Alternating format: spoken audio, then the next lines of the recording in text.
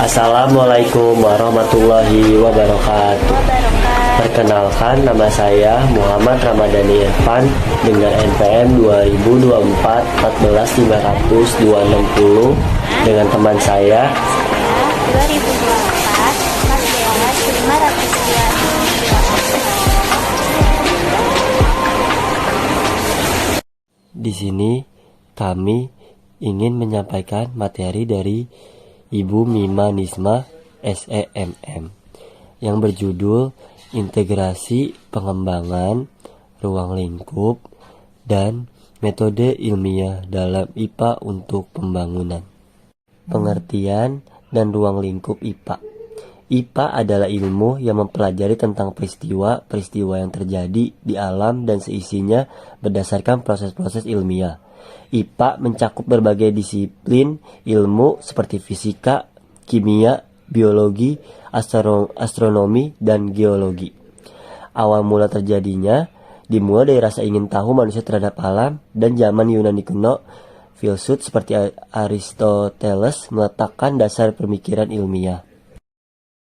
Sejarah perkembangan IPA dan pengembangan IPA di Indonesia. Sejarah pengembangan IPA berawal dari rasa keinginan tahu manusia terhadap gejala-gejala alam. Yang pertama dari zaman Renaissance, tokoh seperti Galileo dan Newton mengubah pandangan tentang alam semesta. Yang kedua ada muncul metode ilmiah seperti pengamatan, eksperimen, dan analisis. Yang ketiga di zaman modern, penemuan-penemuan penting seperti teori relativitas, Einstein's teori kuantum, dan penemuan DNA telah membawa IPA ke tingkat yang lebih tinggi. Nah, perkembangan IPA di Indonesia dipengaruhi oleh perkembangan IPA di dunia. Pemerintah Indonesia terus berupaya meningkatkan kualitas pendidikan dan penelitian IPA. Cabang utama IPA dan pemanfaatan IPA. Cabang utama IPA ada 4, yaitu fisika, kimia, biologi, dan ilmu bumi dan antariska. Yang pertama, fisika itu materi dan energi. Yang kedua, kimia itu komposisi dan sifat materi. Yang ketiga, biologi kehidupan dan organisme. Yang keempat, ilmu bumi dan antariska adalah bumi dan alam semesta. Nah, manfaatnya dari IPA adalah IPA memberikan pemahaman yang lebih baik tentang alam semesta dan isinya. IPA menghasilkan teknologi yang bermanfaat bagi kehidupan manusia. IPA membantu manusia dalam mengatasi berbagai masalah lingkungan. Ini solusi mendorong pengembangan IPA. Peningkatan inventaris dan penelitian ada 2. Yang pertama, pemerintah dan sektor swasta perlu meningkatkan pendanaan untuk penelitian dasar dan terapan. Yang kedua, dukungan untuk infrastruktur penelitian seperti laboratorium dan fasilitas penelitian sangat penting. Habis itu ada pendidikan IPA yang berkualitas. Yang pertama, kurikulum IPA harus dirancang untuk mengembangkan pemikiran kritis, keterampilan pemecah masalah, dan kreativitas. Yang kedua, ada guru IPA perlu mendapatkan pelatihan memadai dan akses sumber daya yang relevan. Yang ketiga, mendorong minat sejak dini pada anak-anak dengan memberikan pembelajaran yang menyenangkan. Di sini ada etika dan tanggung jawab. Yang pertama, mengembangkan kerangka kerja etika untuk mengatur penelitian IPA, terutama di bidang-bidang seperti bioteknologi dan kecerdasan buatan. Yang kedua, mendorong ilmuwan untuk bertanggung jawab atas dasar sosial penelitian mereka. Selanjutnya, pembahasan akan dibahas oleh teman saya. Baik, saya akan melanjutkan presentasi dari teman saya, yaitu Irfan. Apa itu ruang lingkup IPA? IPA. Yang pertama ada IPA mempelajari alam semesta melalui pengamatan dan eksperimen. Yang kedua ada mencakup fisika, kimia, biologi, dan ilmu bumi atau antariksa. Dan juga ada IPA yang berkualitas. Yang pertama ada meningkatkan kurikulum IPA di sekolah dan perguruan tinggi. Yang kedua ada mendorong minat siswa dalam bidang IPA melalui eksperimen dan proyek penelitian. Ada juga penerapan IPA dalam industri. Yang pertama, mendorong industri untuk menerapkan teknologi bersih dan ramah lingkungan. Yang kedua, ada meningkatkan kualitas sumber daya manusia di sektor industri melalui pelatihan IPA. Untuk slide selanjutnya, kita membahas tentang pengembangan IPA untuk pembangunan. Pengembangan IPA untuk pembangunan dibagi menjadi 6. Yang pertama ada pendidikan IPA berkualitas, seperti meningkatkan kurikulum dan pelatihan guru. Yang kedua ada penelitian dan perkembangan, seperti mendukung inovasi teknologi. Yang ketiga ada penerapan di industri, seperti mendorong teknologi ramah lingkungan. Yang keempat, ada pengelolaan sumber daya, seperti menggunakan prinsip IPA untuk berkelanjutan. Yang kelima, kesehatan dan pertanian, seperti mengembangkan solusi berbasis IPA. Dan yang terakhir ada energi, seperti mengembangkan sumber energi terbarukan. Intinya, IPA adalah kunci untuk pembangunan berkelanjutan melalui inovasi dan penerapan ilmu pengetahuan. Untuk slide selanjutnya kita membahas tentang pengertian metode ilmiah dan sikap ilmiah. Metode ilmiah dibagi menjadi 2. Yang pertama, proses sistematis yang digunakan para ilmuwan untuk mempelajari dan memahami fenomena alam. Yang kedua, melibatkan langkah-langkah seperti observasi, perumusan hipotesis, eksperimen, analisis data, dan penarikan kesimpulan. Sikap ilmiah dibagi juga menjadi 2. Yang pertama, cara berpikir dan berperilaku yang mencerminkan karakteristik seorang ilmuwan. Yang kedua, meliputi rasa ingin tahu, objektivitas, skeptisisme, dan keterbukaan terhadap bukti. Untuk slide selanjutnya, ada peran metode ilmiah dalam membentuk sikap ilmiah. Peran metode ilmiah dalam membentuk sikap ilmiah dibagi menjadi 6. Yang pertama, ada menumbuhkan rasa ingin tahu. Contohnya seperti langkah observasi dalam metode ilmiah mendorong individu untuk mengamati. Yang kedua, ada melatih objektivitas. Contohnya metode ilmiah menekankan pentingnya pengumpulan dan analisis data secara objektif tanpa bias ataupun prasangka. Yang ketiga, ada mendorong skeptisisme. Contohnya seperti metode ilmiah mengajarkan untuk tidak menerima klaim secara mentah-mentah, tetapi untuk mengujinya melalui eksperimen dan analisis. Yang keempat, ada membangun keterbukaan terhadap bukti. Contohnya seperti proses ini menumbuhkan keterbukaan terhadap perubahan dan kesediaan untuk belajar dari kesalahan. Yang kelima, itu ada mengembangkan ketelitian dan ketekunan.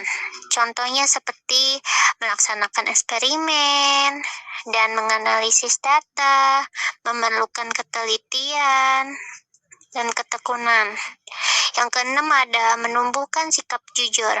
Contohnya seperti dalam melakukan metode ilmiah, kejujuran dan dalam pengumpulan data dan pengolahan data sangat diperlukan. Contoh penerapan dalam pendidikan. Yang pertama, dalam pembelajaran IPA, siswa dapat diajak untuk melakukan eksperimen sederhana menggunakan metode ilmiah. Yang kedua, guru dapat mendorong siswa untuk mengajukan pertanyaan, merumuskan hipotesis, dan menganalisis hasil eksperimen. Yang ketiga, melalui kegiatan ini, siswa tidak dapat hanya belajar tentang konsep IPA, tetapi mengembangkan sikap ilmiah. Dengan demikian, metode ilmiah bukan hanya alat untuk menghasilkan pengetahuan, tetapi juga sarana untuk membentuk karakter dan mengembangkan sikap ilmiah yang penting dalam kehidupan sehari-hari. Faktor-faktor peranan ilmiah. 1. Metode ilmiah memiliki peranan yang sangat penting dalam proses penemuan dan pengembangan ilmu pengetahuan.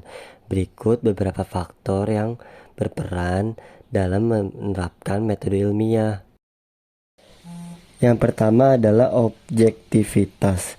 Objektivitas adalah metode ilmiah menuntut peneliti untuk bersikap objektif, yaitu mengamati pengumpulan data dan menyimpulkan hasil berdasarkan fakta yang ada tanpa terpengaruh oleh persangka atau pendapat pribadi. Yang kedua ada empiris. Empiris adalah penelitian ilmiah didasarkan pada pengamatan dan eksperimen yang dapat diulang dan diverifikasi oleh orang lain. Dengan kata lain, metode ilmiah bergantung pada data yang dapat diuji melalui pengalaman atau percobaan nyata. Yang ketiga ada sistematis. Sistematis metode ilmiah dilakukan dengan langkah-langkah yang terstruktur dan sistematis, mulai dari perumusan masalah, hipotesis, pengumpulan data, analisis, hingga penyimpulan. Yang keempat adalah replikasi. Salah satu aspek penting dalam metode ilmiah adalah kemampuan untuk mengulang eksperimen atau penelitian dengan hasil konsisten. Ini menjamin bahwa hasil penelitian dapat dipertanggungjawabkan dan valid. Yang kelima ada verifikasi dan validasi. Penelitian ilmiah memungkinkan hasilnya untuk diuji kebenarannya. Verifikasi dilakukan untuk memastikan hasil penelitian tersebut dapat diterima oleh komunitas ilmiah, sedangkan validasi menguji apakah metode yang digunakan sesuai dengan tujuan penelitian. Yang keenam ada kritis dan rasional. Dalam metode ilmiah, penelitian dituntut untuk berpikir kritis dan rasional, menganalisis data secara logis, serta menghindari kesalahan dalam penarikan kesimpulan. Berbasis teori adalah metode ilmiah seringkali didasarkan pada teori yang sudah ada. Hasil penelitian bertujuan untuk memperkuat, menguji ulang, atau bahkan membantah teori-teori yang telah ada, berkontribusi terhadap pengembangan ilmu pengetahuan. Yang kedelapan, mencari kebenaran. Tujuan untuk dari metode ilmiah adalah untuk mencari dan mengungkapkan kebenaran berdasarkan bukti yang ada, bukan berdasarkan opini atau spekulasi semata. Contoh penerapan IPA dalam pembangunan. Yang pertama, pengembangan varietas, tanaman unggul, tanaman dan penyakit untuk meningkatkan produksi pertanian.